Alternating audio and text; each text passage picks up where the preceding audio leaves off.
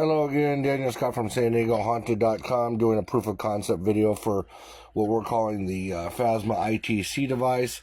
It is very similar to a well-known device that uses the word database and spits out words based on environmental settings. So this is the kind of big and bulky box that we're using right now. On the side we have a USB charger which feeds into a power bank, and you can remove the cord obviously if you want to. Also have a button to turn it on and off. We have a little pouch at the top which is nothing more than tape to hold in our stylus and an amplified speaker.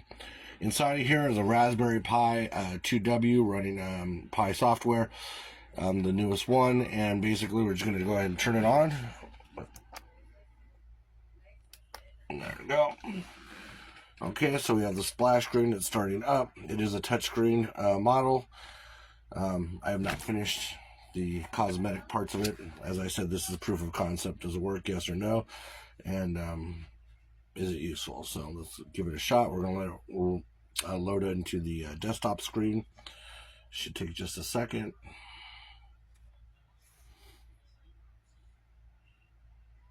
And it's got 3 different sensors built into it. So it has an accelerometer, a magnetometer, and a EMF sensor. Those 3 are built in there. So here's the Pi desktop. It's already loaded up. We're just going to go ahead and flip this down so you can get a visual on it and see if we can get this to double tap the first time. All right, double tap. Where you at? All right.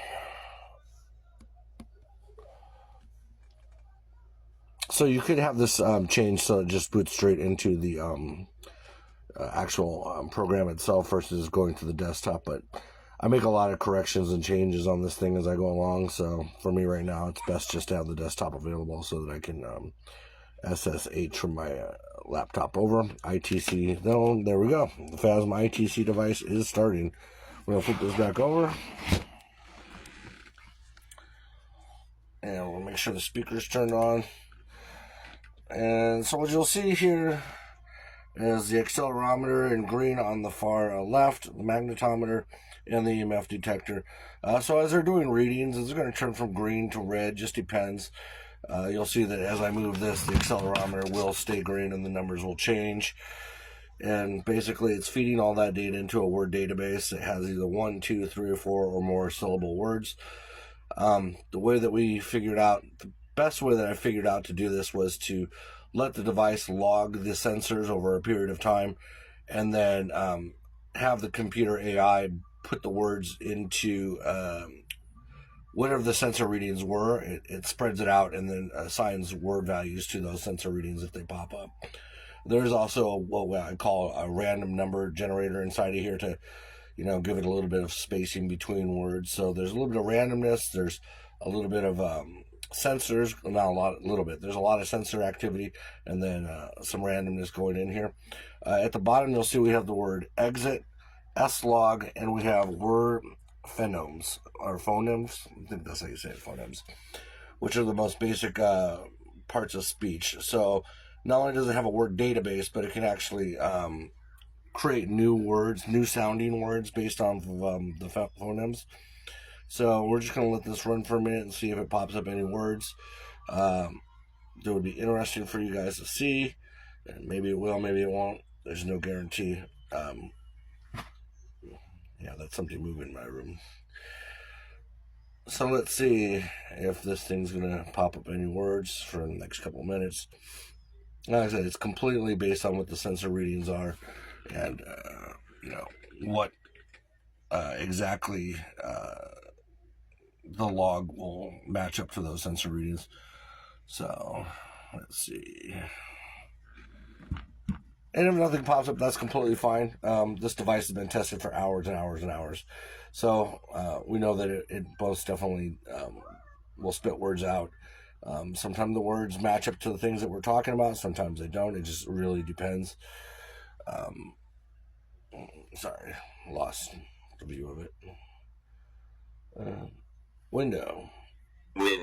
And there you go. You hear it speak the word window. You see the word listed. It'll list the last 4 words.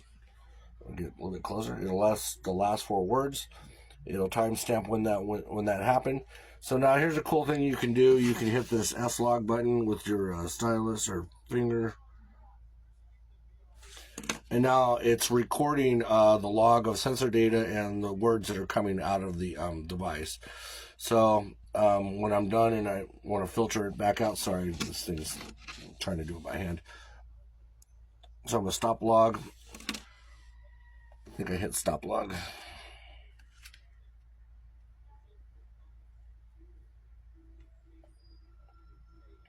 And there you go. So a new screen is going to pop up, and it's going to list all the readings and what the words were associated with those readings. So if I want to use AI in the future to, future modify this to change, hey, these settings I would prefer to have, then I could do that. Let me just close this down. I can. All right, cool. So now we're going to switch to phonemes. We're going to click that button at the bottom. And we'll see if any phonemes pop in here. Sometimes they do, sometimes they don't. It just depends. And it can choose multiple ones, not just one single one. So it might choose 1, 2, 3. And you'll see the raw bits of speech pop up. And once those raw bits of speech, you can't look at them to determine what the word is. You kind of have to listen to determine what you think the word sounds like.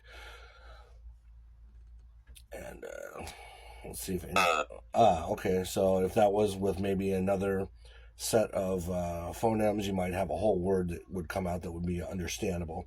So it can basically do build new words as well as work within the database of words that are inside of it. So there's a lot of improvements that can be made. Anyone that wants to can build this device. I'm putting all the information up on GitHub, and I also have an image of the actual SD card, so that if you have all the parts put together, the exact same parts put together in the exact same way, and you put that SD card image on that SD card, it will run just like this, straight out of the box.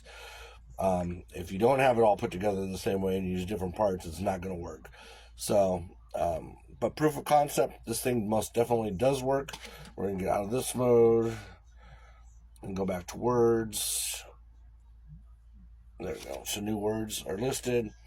All the sensors are reading. And we have the word window. We have field. Okay, well, there's a field behind my house. I'm not going to say there isn't. So, window, field, and So, don't know what those mean in relation to anything, but that's what we got going on here. And this was a pretty long build. This one was probably, I want to say, around 400 man-hours of time getting this one to work. And then, so when you're done, I'll just probably show you the shutdown on this. So as I said, it's an actual computer inside here. So we're just going to go ahead and we're going to go ahead and hit exit. We're going to close out the log that I opened earlier. Cool. And then we're going to use the stylus to use the shutdown button. And it will shut down like an actual computer. And then once the screen goes blank, we'll just turn the power off.